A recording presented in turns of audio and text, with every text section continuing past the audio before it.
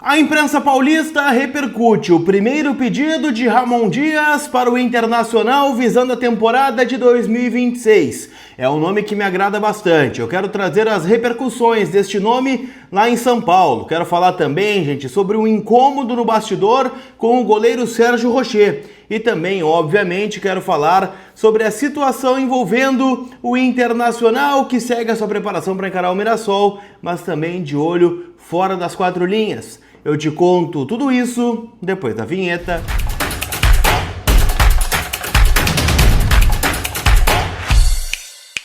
Tudo bem, gente? Vamos trocar uma ideia então, afinal, eu quero atualizar as últimas informações do Internacional, o Colorado, né, que está aí de olho nessa data FIFA. Já teve, né, hoje o Alan Benítez envolvido no jogo contra o Japão, né, Paraguai e Japão jogaram amistosos hoje pela manhã. Então, assim, né, a gente tá de olho, mas óbvio que o principal foco está, né, no jogo da próxima quarta-feira contra o Mirassol pelo Campeonato Brasileiro e, óbvio, né, também nas questões fora das quatro linhas, que é onde a gente vai focar aqui nesse conteúdo. Então, vamos atualizar tudo em nome da Zapay. Deixar a multa aberta não te resolve nada, tá? Então, multa parada significa problema em andamento para você. Porque deixar uma multa aberta pode fazer com que tu acumule juros, trava o teu licenciamento e pode até virar uma dívida ativa. Então, com a Zapay, tu não deixa esse problema crescer. Consulte a placa do teu veículo de forma gratuita no app ou aqui no link que está na descrição. Paga online e ainda parcela em até 12 vezes no cartão. Lembrando que o cupom COLAR20 te dá 20% de desconto nas taxas do parcelamento. Então baixa agora o app da Zapay que está disponível aqui na descrição deste conteúdo. Tá bom? Zapay, Z-A-P-A-Y, são meus parceiros aqui no canal.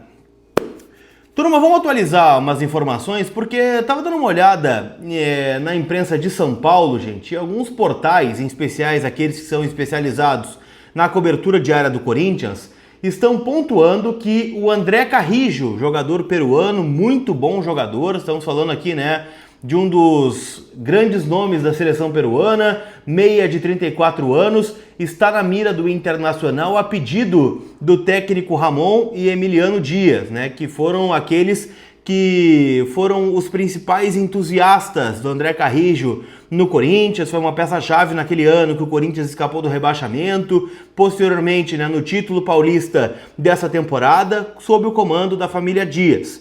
E o Carrillo, então, teria sido indicado para a direção do Internacional a partir, né, das buscas que já estão sendo feitas para a próxima temporada. E os rumores vêm justamente de São Paulo, tá? O Corinthians, por outro lado, né, segundo, né, os colegas paulistas, trata esse assunto com total tranquilidade e descarta, pelo menos neste momento, qualquer possibilidade de transferência do Carrillo para o Inter. Primeiro, porque ele ainda está, né, se tratando de uma cirurgia no tornozelo e deve voltar aos gramados ainda nessa temporada, no mês de novembro, pelo menos a expectativa que tem a comissão técnica do Dorival Júnior, tá?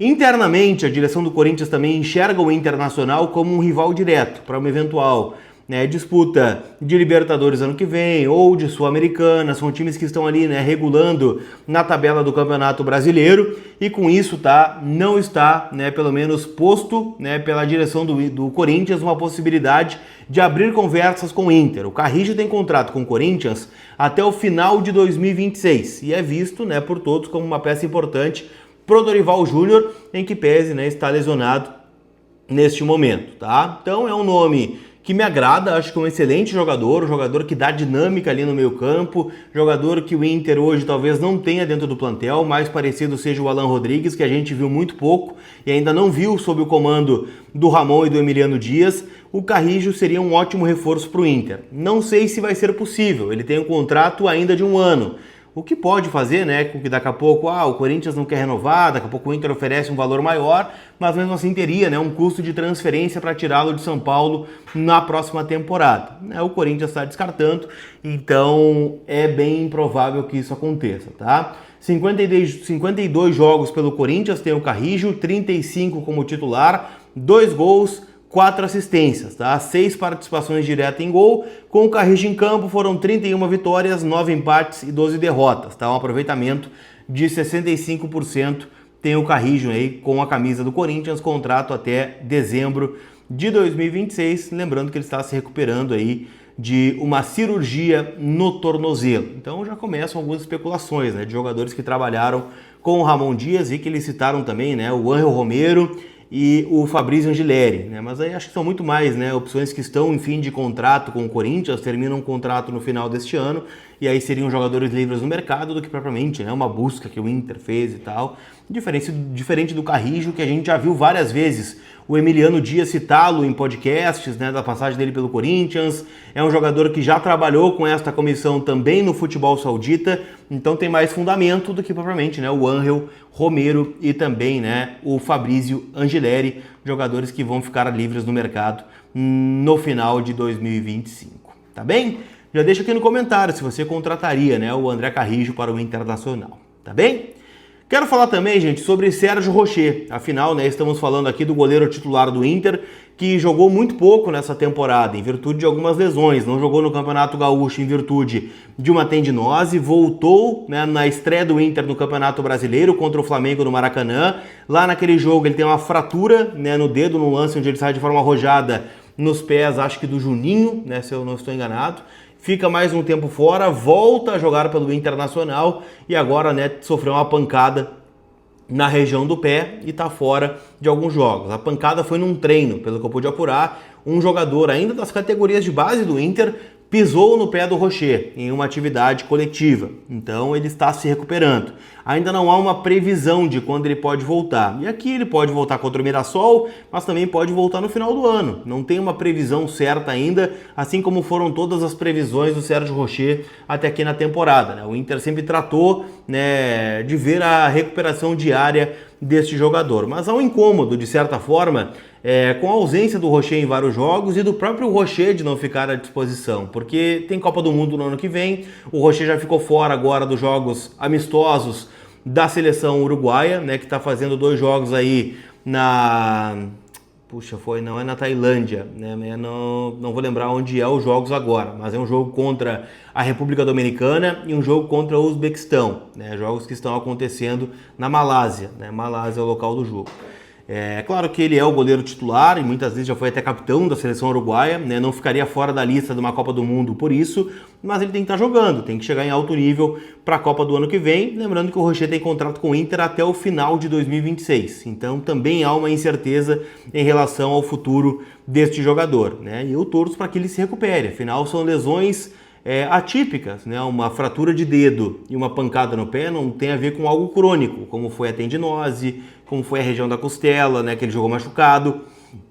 Então são situações à parte, né, do Sérgio Rocher. Eu ainda acredito que ele possa entregar ao Internacional, tá? Mas eu respeito quem pensa ao contrário, tá? Então vamos ficar de olho aí na situação do Rocher. Tendência é que o Antony seja o titular contra a equipe do Mirassol no jogo de quarta-feira, dia 15, lá em São Paulo. Pra gente fechar, eu quero falar um pouquinho sobre o tema da patrocinadora master do Internacional, né, que é a Alfa, casa de apostas aí, né, que fechou um contrato master com o Inter e com o Grêmio, né, no começo da temporada. A parceria foi anunciada em fevereiro e muito se fala em salários atrasados, né, que a Alfa poderia atrasar o pagamento ao Inter, um pagamento mensal de 4 milhões, o que, né, segundo o Inter, não aconteceu, né, o Inter garante não ter atrasos da Alfa desde que o contrato foi assinado.